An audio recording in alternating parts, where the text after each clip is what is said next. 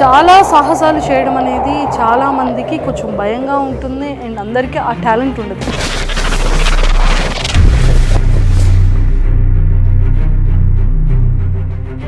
నా ఏం వచ్చి 7 కాంటినెంట్స్ హైయెస్ట్ పీక్ ఎక్కాలని.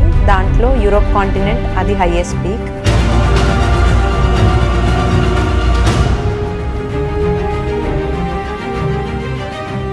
నాకు అసలు ఎలా ఉందంటే అమ్మో మంచులో అన్ని మీటర్స్ ఒక పర్వతం వెళ్ళడం అనేది అంత ఇంపాసిబుల్ కదా. సో హైయెస్ట్ అంటే కంప్లీట్గా పైకి వెళ్ళిన తర్వాత మీరు మొత్తం టోటల్ చూసారా? అవును, ఎలా అనిపించింది?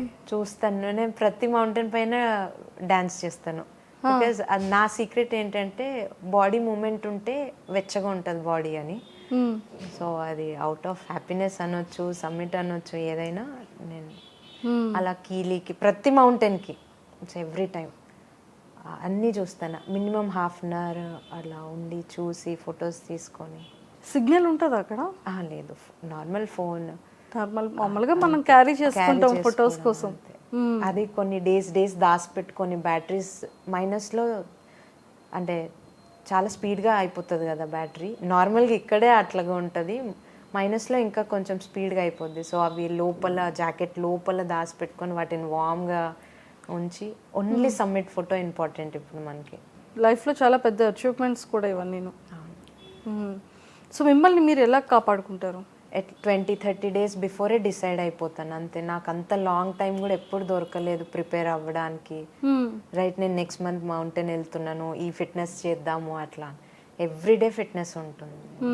అంటే ఎక్సర్సైజెస్ ఎవ్రీడే, ఫిజికల్ ఎక్సర్సైజెస్ చేస్తారు, యోగా, బ్రీతింగ్ ఎక్సర్సైజెస్. ఒక పర్వతం ఎక్కాలి అంటే మీరు ఎలాంటి జాగ్రత్తలు తీసుకోవాలి స్టార్టింగ్ నుండి ఎండ్ వరకు? అచ్చా, బిగినర్స్ అయితే ఎన్ని లేయర్స్ ఇవన్నీ తెలుసుకోవాలి. వాళ్ళు అది ఎక్స్పీరియన్స్ చేస్తూనే వస్తుంది. లైక్ ట్రెక్స్కి వెళ్ళడం, లేదా కొన్ని మౌంటైన్స్ చిన్న పీక్స్ క్లైమ్ చేయడం, కోర్సెస్ చేయడం లాంటివి. సో ఎన్ని లేయర్స్ వేసుకోవాలి, ఏ ఆల్టిట్యూడ్లో ఎట్లాంటి లేయర్స్ వేసుకుంటాము అవన్నీ తెలుసుకుంటాం. ఎంత వాటర్ తీసుకుంటున్నాం. ఎక్స్పీరియన్స్ ఉన్న వాళ్ళకి ఆల్రెడీ తెలుసు కాబట్టి ఫస్ట్ థింగ్ లేయరింగే. అంటే ఏ ఆల్టిట్యూడ్ ఎట్లాంటి లేయర్ వేసుకోవాలి దాన్ని బట్టి ఉంటుంది. లేయర్ ఆల్టిట్యూడ్ బేస్ అంటే ఇప్పుడు మనం సపోజ్ ఇది -25 ఉంది, ఒక 6000 మీటర్స్లో ఉన్నాము అంటే మినిమం 4 లేయర్స్. అంటే అవి కూడా ఎంత థిక్ లేయర్స్ ఉన్నాయి అని. 4 లేయర్స్ అంటే బేస్ లేయర్ ఒకటి ఉంది, టాప్ మళ్ళీ ఇంకో లేయర్ ఫ్లీస్ అని, దెన్ దానిపైన జాకెట్ అని, దాని తర్వాత ఫెదర్ జాకెట్స్ అని -డిగ్రీ జాకెట్స్ ఉంటాయి అన్నమాట. బాబాయ్ మనమే ఒక 60-50 కేజెస్ ఉన్నాము అంటే ఒక 50 కేజెస్ అంటే మొత్తం 100 కేజెస్ని అలా మోసుకొని వెళ్ళాలి మనం. 350 ఉండవు కానీ ఒక 20 అయితే ఉంటాయి. ఒకప్పుడు అట్లాగా ఉండే 90s టైంలో. ఇప్పుడు చాలా మోడ్రన్ ఎక్విప్మెంట్ వచ్చేసింది. అవి ఎంత పర్చేస్ ఉంటుంది? కొంచెం కాస్ట్లీ, తెలిసిందే. అప్పుడే చాలా కాస్ట్లీ ఉండే. ఇప్పుడు ఒక్కొక్క బూట్ వచ్చి 70,000, ఒక జాకెట్ వచ్చి 65,000. Only sleeping bags. ఇక్కడ స్లీపింగ్ బ్యాగ్ ఇంపార్టెంట్. మళ్ళీ ఆ వెదర్లో పడుకోవడం ఇంపార్టెంట్. నార్మల్గా బెడ్ మీద పడుకున్నట్టుగా ఉండదు. స్లీపింగ్ బ్యాగ్స్ ఉంటాయి అన్న. -25 సర్వైవల్ బ్యాగ్స్ ఉంటాయి, -60 సర్వైవల్ బ్యాగ్స్ ఉంటాయి. సో అవి ఒక 1. మీ దగ్గర ఎన్ని బ్యాగ్స్ కలెక్షన్ ఉంది? నా దగ్గర అయితే లేదు, నేను అవి రెంటల్ తీసుకునేదాన్ని స్లీపింగ్ బ్యాగ్స్. సో ఇప్పుడు ఎవరెస్ట్కి నేను నా ఓన్ గేర్ పర్చేస్ చేస్తాను. అగైన్ ఇవన్నీ కొనడానికి మనకి ఆల్మోస్ట్ 6-7 lakhs ఖర్చు అవుతుంది కదా. అంత ఎఫర్ట్ చేయలేము ఒకేసారి అని చిన్నగా ఒక్కొక్కటిగా. అది రెంటల్ ఎంత ఉండేది స్లీపింగ్ బ్యాగ్? రెంటల్ యాక్చువల్లీ అంటే నేను ట్రాన్సెండ్ అడ్వెంచర్స్ మౌంటైనరింగ్ కంపెనీ నుంచి వెళ్తాను. సో అది మా కోచ్ వాళ్ళదే, అది శేఖర్ బాబు బచ్నేపల్లి. సో అతను నాకు అవి స్పాన్సర్ చేసేవాళ్ళు. సో ఆల్మోస్ట్ ఆ గేర్ నేను రెంటల్ తీసుకోవడానికే 80,000 అవుతుంది. రెంటల్ తీసుకోవడానికి అది నాకు ప్రతి మౌంటైన్కి అట్లా నా 4 మౌంటైన్స్కి తనే ఇచ్చారు గేర్. మీరు 4 మౌంటైన్స్లో మీరు చేసే ఎక్స్పీరియన్సెస్ ఏంటి అన్విత? రిస్క్ అని తెలుసు, బట్ ఇంట్రెస్టింగ్ అనిపిస్తుంది అవి చూడాలి, అక్కడికి వెళ్ళి చేయాలి అని. సో అందుకోసం దానికి ఫిట్నెస్ అవసరం, మనీ అవసరం, మెంటల్ స్ట్రెంగ్త్ అవసరం. సో ఇవన్నీ ఫిట్నెస్, మెంటల్ స్ట్రెంగ్త్ నేను తీసుకోగలను, ఫినాన్షియల్గా సపోర్ట్ అవసరం మనకి. సో నాకు ఆ డిస్టర్బెన్సెస్ ఎక్కువ ఉండేటివి. అదర్ దెన్ అన్నీ ఓకే. నాకు ఏ మౌంటైన్ బ్యూటీ నచ్చింది? ఇప్పుడు వరకు నేను వెళ్ళిన height 6300 meters, BC Roy peak, అది సిక్కిం రేంజ్లో ఉంది. సో అది కొంచెం టఫ్ అనిపించింది నాకు, అండ్ చాలా ఇంట్రెస్టింగ్ అనిపించింది. ఎందుకంటే టఫ్ అనిపించింది కాబట్టి ఖచ్చితంగా సబ్మిట్ చేయాలి అని. అండ్ దెన్ జనవరిలో కీలీ ఎక్కాను. అది నాకేమంత టఫ్ అనిపించలేదు, కానీ వన్ ఆఫ్ ది టఫెస్ట్. అది లాస్ట్ సమ్మిట్ పుష్. అలా సమ్మిట్ ఇంపార్టెంట్ అంతే, ఇవన్నీ కనిపించవు ఇక కింద. మనం వెళ్ళామా, మన ఫ్లాగ్ని పెట్టామా, వచ్చామా అంతే. 7 days ఫుడ్ ఏం తింటారు మీరు? బాయిల్డ్ ఎగ్స్, ఎగ్ రోస్ట్ కానీ అంతే, బ్రెడ్, ఇంకేం దొరకవు అక్కడ. ఇప్పుడు కొంచెం మోడర్న్గా ఆల్రెడీ కుక్డ్ ఫుడ్ వస్తుంది, హాట్ వాటర్లో పెట్టి తినేయడమే. రెడీమేడ్ ఫుడ్ అవన్నీ కొంచెం కష్టం అనుకోండి, ఫారినర్స్ ఎక్కువ యూజ్ చేస్తారు. అక్కడ ఫ్రెష్ అవ్వడానికి, బ్రష్ చేయడానికి ఉండదు, అన్ని డేస్ బాత్ కూడా ఉండదు.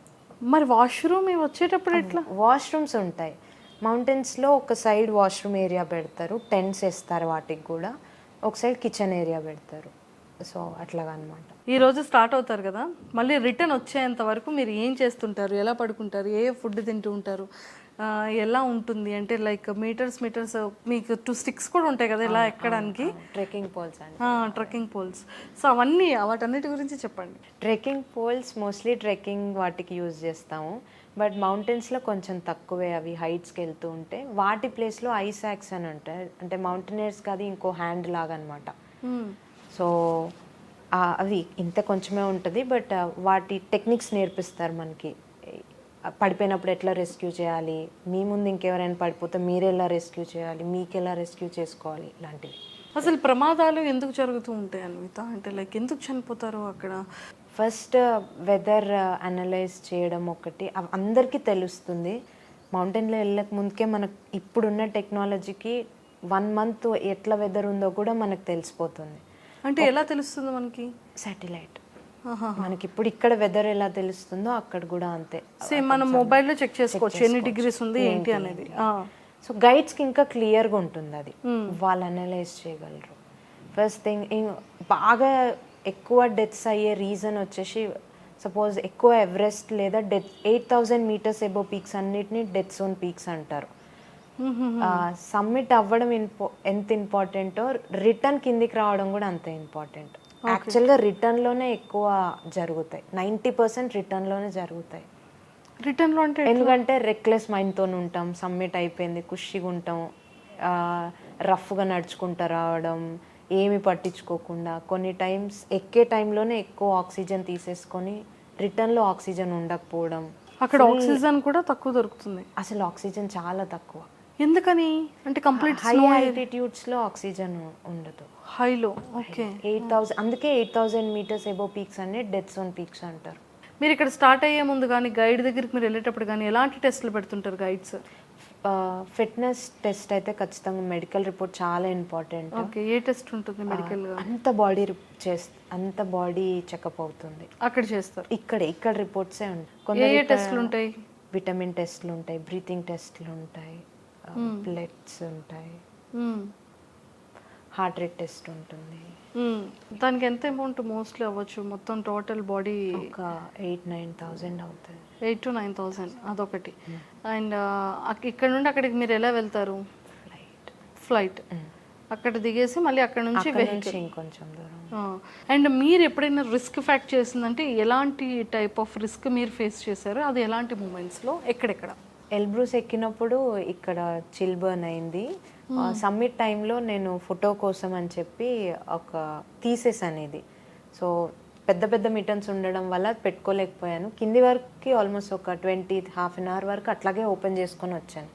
వచ్చేసరికి ఇది మొత్తం చిల్ బర్న్ అయిపోయింది, అంటే గాలికి ఉబ్బిపోవడం. అంటే స్పర్శ ఉండదు అనమాట అక్కడ. ఈ లిప్ అండ్ ఇది ఇప్పుడు ఉంది, ఇప్పుడు ఫైన్. ఖాళీ చిల్ బర్న్ అది అంతే, గాలికి బర్న్ అయింది అంతే.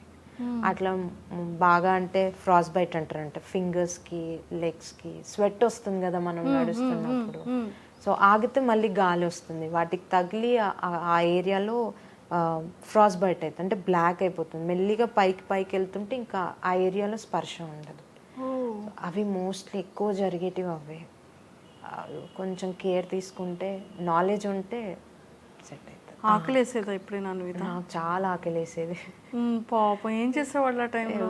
చాక్లెట్ బార్స్ అవి ఉంటాయి, ఎనర్జీ బార్స్ ఉంటాయి కదా, అబ్బా అవును కరెక్ట్. అవి అందులో అయితే మనం బయట పెట్టుకుని కూడా టింగ్ టింగ్ టింగ్ టింగ్ అని ఎక్కొచ్చు, ఎందుకంటే అవి కరిగిపోవు కాబట్టి. కరగవు కానీ కొరుకుతే రావు. కొరికితే అబ్బా ఇది ప్రాబ్లమే, అది ప్రాబ్లమే. ఇవన్నీ తీసి తినాలి అందుకని మళ్ళీ తిన్నాక వాటర్ తాగాలి. ఇప్పుడు నెక్స్ట్ గోల్ ఏంటి? ఎవరెస్ట్ ఉంది, ఏప్రిల్లో ఫస్ట్కి వెళ్ళిపోతున్నాను. అది 2 months పడుతుంది, 1.5 month మనం క్లైమ్ చేయడానికే పడుతుంది. క్లైమ్ అంటే ఏంటి? ఎక్కడం. ఎక్కడం?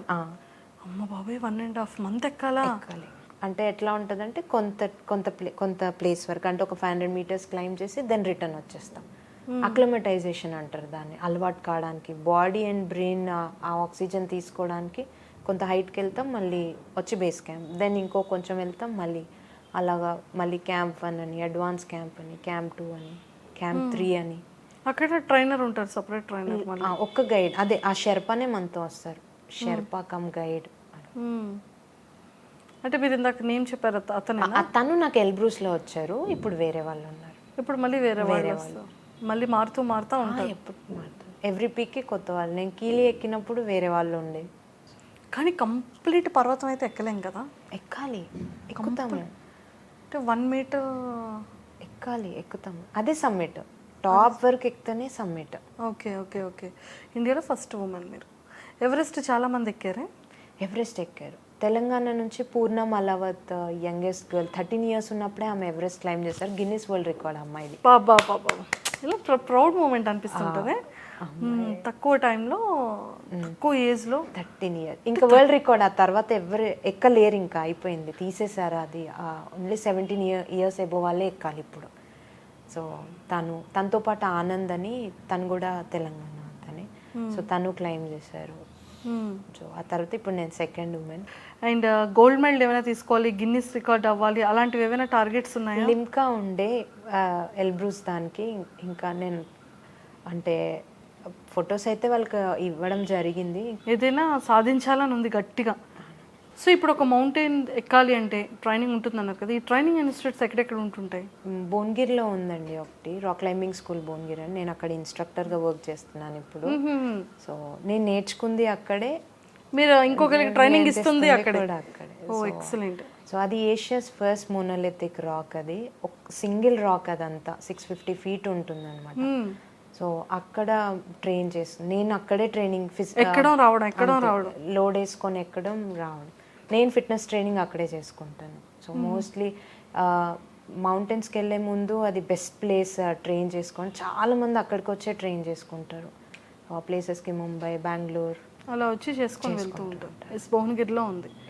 సో ఎవరైనా చేసుకోవాలి మౌంటైన్ ఇలాంటి ట్రైనింగ్స్కి వెళ్ళాలి అనుకుంటే ఖచ్చితంగా భువనగిరి మాత్రం వెళ్ళడం మర్చిపోకండి. గూగుల్లో కొడితే వచ్చేస్తుంది, రాక్ క్లైంబింగ్ స్కూల్ అని కొడితే వచ్చేస్తుంది. So Anvita, all the very best. And upcoming mountain ఎక్కడానికి, ఎవరెస్ట్ మెమొరీస్ అన్నీ కూడా ఇక్కడ పెట్టుకుని వచ్చేయండి, మంజుషాకి మళ్ళీ చెప్పాలని. ఓకేనా? Thank you so much and nice talking to you. Same to you. Thank you so much.